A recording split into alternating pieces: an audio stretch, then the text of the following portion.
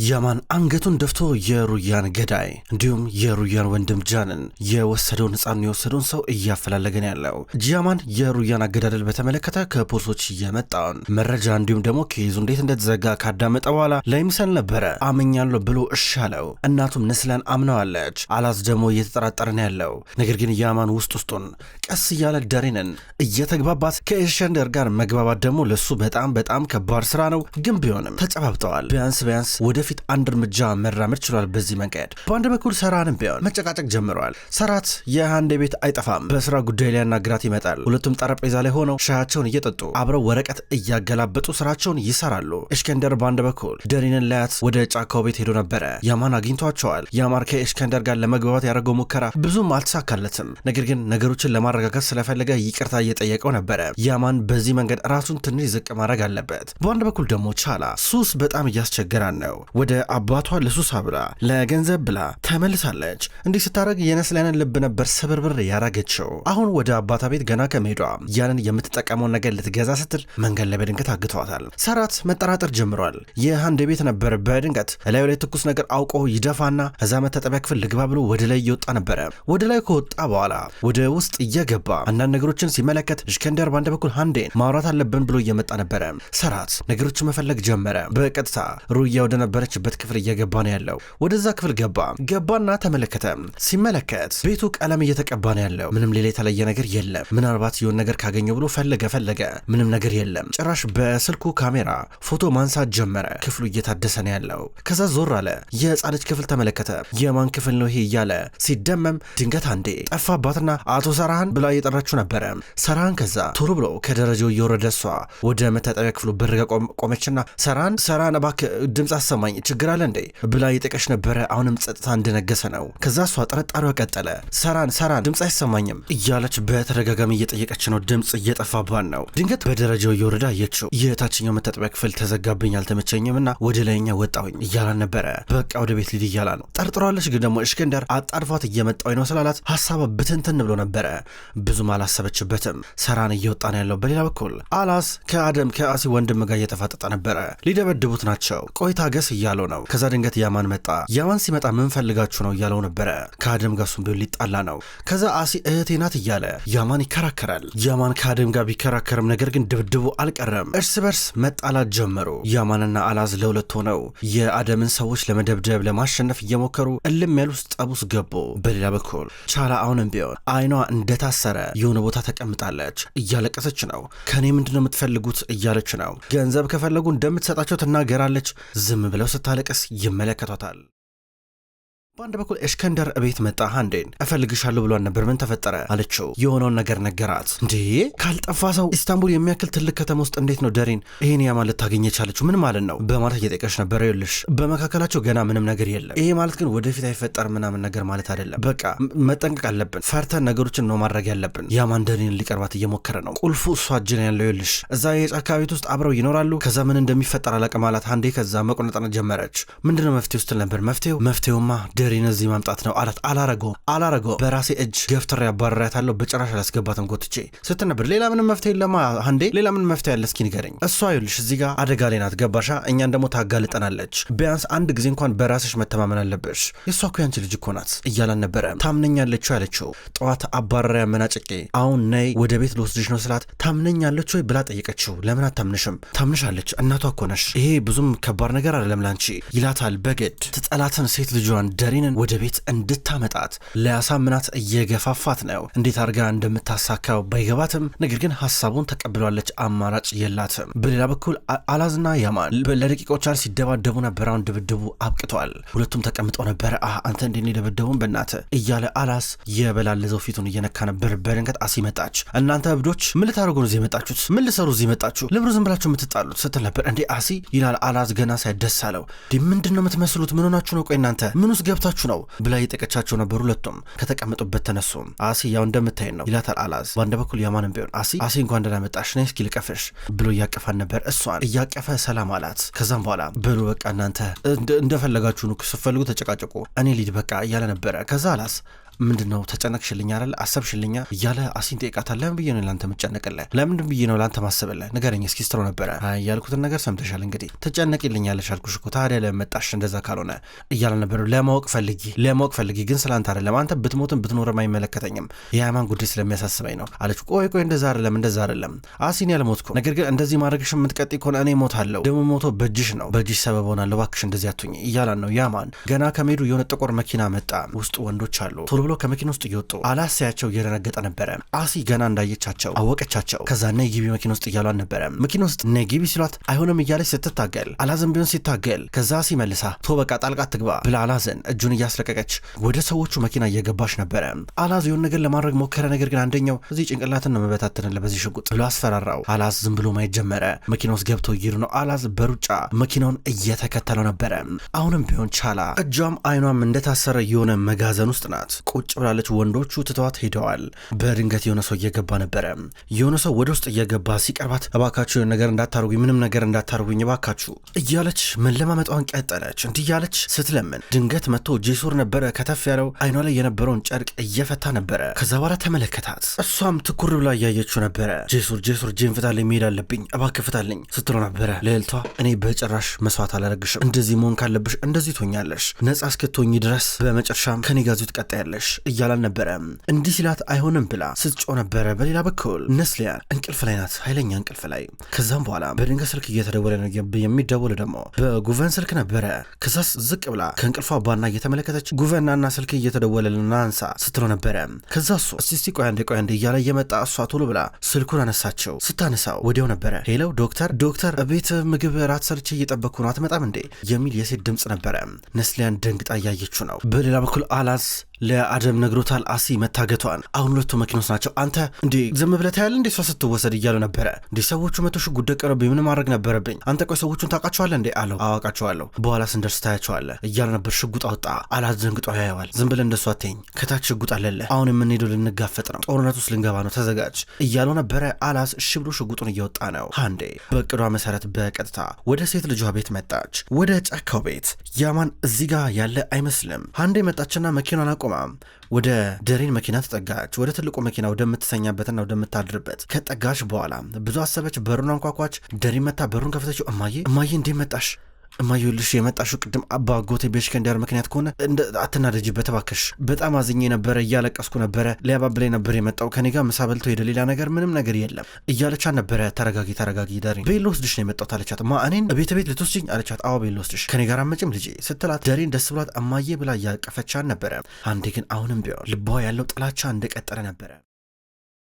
በሌላ በኩል አሲ ቀድሞ ወደምትሰራበት ቦታ ተመልሳለች። ልጇን እየመገበች ነበር፣ እሷን ብትሆን እየበላች። በድንገት አደም እንዲሁም አላስ ወደ ውስጥ ገቡ። ሽጉጣቸውን እየደቀኑ ናቸው። ወንዶቹ ሽጉጣቸውን አውርዱ ብለው እየጮሁ ነበር። እነሱም ቢሆኑ ሽጉጣቸውን ደቀኑ። በአንድ በኩል አላስ አሲ ያቀፈቻትን ሴት ልጅ ሲመለከት ልጄ እያለ ነበረ። ሽጉጡን ቀስ ብሎ ሊያወርድ ነው። አደም በአንድ በኩል አላስ ሽጉጥን ከፍ አድርግ፣ አላዝ አትፍዘዝ፣ ምር የምትፈዘው እያለ እየጮህ ነበረ።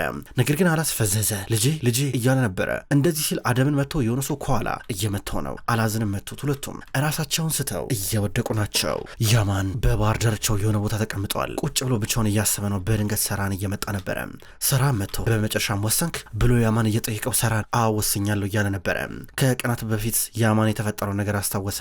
የነ ሃንዴን ቤት ከደረሰበት በኋላ በእርግጠኝነት እዚህ ሩያ ነበረች፣ እዚህ ነው ያለችው የሚል ጥያቄ ውስጥ ተፈጥሮበት ነበረ። ከዛ ወዲያው ለሰራን ደውሎ ነገረው። እኔ እናንተ መገናኘት አለብን አለው። ወደ ቤቱ ሄደ። ወደ ቤቱ ሲሄድ ግን በጣም አስፈላጊ የሆኑ መረጃዎችን ሰብስቦ ነበር የሄደው። ተመልከት ሰራን እዚህ ጋር ተመልከት። ያንተ ልጅ ገና እንደጠፋ እሷ የሆነ ልጅ ማሳደግ ጀመረች ተባለ። ይሄ ማለት ይሄ አጋጣሚ ይመስላል፣ ድንገት የተገኘ መገጣጠም ይመስላል። ለእኔ አይመስለኝም። ጃን እዛ ቤት ውስጥ ነው ያለው። ልጅህ ወይ ሃንዴ ወይ ሽከንዳር ናቸው። ከሁለት አንዳቸው ሩያን የገደሏት። ሩያ እዛ ቤት ውስጥ ነው የሞተችው። ሁሉም ነገር ተጀምሮ የሚያልቀው እዛው ቤት ውስጥ ነው ሲል ነበረ። ይህን ጊዜ ሰራን መናደር ጀመረ። ወይኔ ልጄ እያለ ነበረ። ከዛ ያማን ለመነ ወይ አለው። ከዚህ በኋላ ያማንና ሰራን ምንም ማድረግ አይችሉም፣ አማራጭ የላቸውም። አብረው ነው የሚሰሩት። ይህም ያማን እኔ ካንተ ጋር እንደምሰራ ማንም ሰው አይጠረጥረኝም፣ እኔ እናንተ ያለንበት የጠላትነት ደረጃ ሌላ ደረጃ ነው፣ ማንም አይጠረጥረንም እያለው ነበረ። ስለዚህ አማራጭ የለንም፣ ማስረጃ እስከምናገኝ ድረስ ፖሊስም ስለዚህ ጉዳይ ማወቅ የለበትም፣ ዝም ብለን ብቻ ውስጡን ይህን ነገር እናሳካ እያሉ ነበረ። ሰራም በዚህ ነገር ደስተኛ ነው። እሺ ብሎ ሀሳቡን ተቀበለ። የሩያን አሟሟት እንዲሁም የልጁን ጃንን መጥፋት በተመለከተ ሁሉን ነገር አንድ ላይ ሆኖ ለመስራት ሁለቱ እጅና ጓንት ናቸው። ተጨባበጡ። ከዛም በኋላ በዚህ ይስማማሉ። ሰራን ላስብበት ብሎን ነበረ። በተለይ ደግሞ የድምፅ መቅረጫ ባለፈውና አንዴ ቤት ሲሄድ ደብቆ ነበር። ጠረጴዛው ስር ለጥፈዋታል። በጣም ጥንጥዬ ናት፣ አታስነቃም፣ ግን መረጃ ለመሰብሰብ በጣም ቆንጆ መሳሪያ ናት። አሁን ሰራን ወዲያው የያማንን ስልክ ተቀበለ እና ስልኬን ላስተካክልለት ብሎ አፕሊኬሽኑን ጫነለት። ሁሉን ነገር ኔትወርኩን አስተካከለለትና ይኸው ተከታተላቸው ብሎ ሰጠው። ድምፁን ያማን እዚህ ጋር እየከፈተ ነበረ። ሲያዳምጥ በድንገት አንዴ እንዲሁም ደሪን ቤት እየመጡ ነበረ። ደሪን ቤት ከመምጣቷ እስከንደር እንኳን ደህና መጣሽ ብሎ እያቀፈ ተቀበላት። ከዛ ልብስሽን ይዤ ልሸኝሾ እያላት እስከ መኝታ ክፍሏ አያስፈልግም እኔ ሄዳለሁ ብላ ዞር እያለች ነበረ። አንዴ ባክሽ ተረጋጊ፣ በቃ እንደዚህ ስትሆኚ ልትጠረጠርን ትችላለች እያለ እየጠየቃን ነበረ። እኔ ጨንቆኛል ትላለች በአንድ በኩል እሷ። ያማን አሁን ቢያንስ አንድ ነገር አግኝተዋል። ከሰራን ጋር መተባበሩ እያስገኘለት ያለው ነገር አለ። ከዛ በዚህ ምክንያት ሁለቱ መተማመን ውስጥ ገቡ። ሰራን ከተቀመጠበት ተነሳ። ያማን ከዚህ በኋላ እኔን ታምነኛለህ አይደለ ብሎ እየጠየቀው ነበረ። ያማንም አማራጭ የለኝም አምናለሁ ብሎ እየጨበጠው ነበረ። ሁለቱም በዚህ መንገድ ተጨማምጠው ስምምነት ይፈጽማሉ። ያማን በማግስቱ አላዝን እየፈለገው ነው። በተደጋጋሚ ሲደውልልን ነበረ። በጭራሽ ግን ስልኩ አልሰራልህ አለው። ያማን ብዙ ጥያቄ እየተፈጠረበት ነው። የት ልደውል እያል ነው። አሲ ጋም ይደውላል፣ ስልኩ አይሰራም። ስለዚህ ጉቨን ጋር ደወለ። ሄሎ አባዬ፣ እኔ ደህና ነኝ። አሲ እናንተ ጋር ናት እንዴ? አላዝንም ስደውልለት ስልኩ አልሰራም አለኝ አለው። አሲ የቤተሰብ ቤት ናት። ሰሞኑን አድርሰናል ነበረ። ታውቃለህ፣ እሷ እዛ ከሆነች አላዘም እዛ ነው የሚሆነው ማለት ነው ሲሉ ነበር። ነው እንዴ? እስኪ የቤቱን አድራሻ ላክልኛ፣ እኔም ሄጄ አሲን እግረ መንገድ ሊያት በማለት ጠየቀው። እሺ ችግር የለም እልክልሃለሁ ብሎ ይመልስለታል። አድራሻውን እየላከለን ነው። አላዝ እንዲሁም አደም አሁንም እጃቸው ታስሮ እንደታገቱ ናቸው። ከዛ አላዝ ያስታውሳል፣ ሴት ልጁ ትዝ እያለችው ነበረ። በድንገት አሲን እያመጡለን ነበረ። አሲን አያት፣ አበደ አሲ እያለ የጮኸ አሲ ተመልሳ ትሄዳለች። በሌላ በኩል ያማን ወደ ደሪን የምታድርበት መኪና ውስጥ ገብቶ አንዳንድ ነገሮችን መበርበር ጀመረ። እየበረበረ ፓስፖርቷን አገኘ። ፓስፖርቷ ላይ ከ2 ዓመት በፊት የት ሄዳ እንደነበር እየተመለከተ ነበረ። ብዙ መረጃ እየሰበሰበ በድንገት አንድ ሰው እየገባ ወደ ውስጥ ከዚህ ቀደም እኔ ነኝ የሩያ ገዳይ ብሎ ቪዲዮ እንዲናዘዝ ያረገውን የገደለው ነበር የመጣው። ከዛም በኋላ ያማን እየቀርታ እኔ የደሪን ጓደኛ ነኝ፣ ደሪን የት እንዳለች ታውቃለህ? እየፈለኳን ነበር አለው። ጓደኛ ከሆነች ራስ ደውልና ጠይቃታ ታዲያ እያሉ ነበር። ነው እንዴ? እሺ በቃ ብሎ ያማን ከመኪና ውስጥ ወጣ። ጥቁር መኪና ነው የመጣው። መኪናውን አገላብጦ አየው። እዛ ራቅ ብሎ ቆመ። ሰውየው ከዚህ ደሪንን ሻንጣ ቀስ ብሎ ከምታድርበት መኪና ውስጥ ይዞ እየወጣ ነበረ።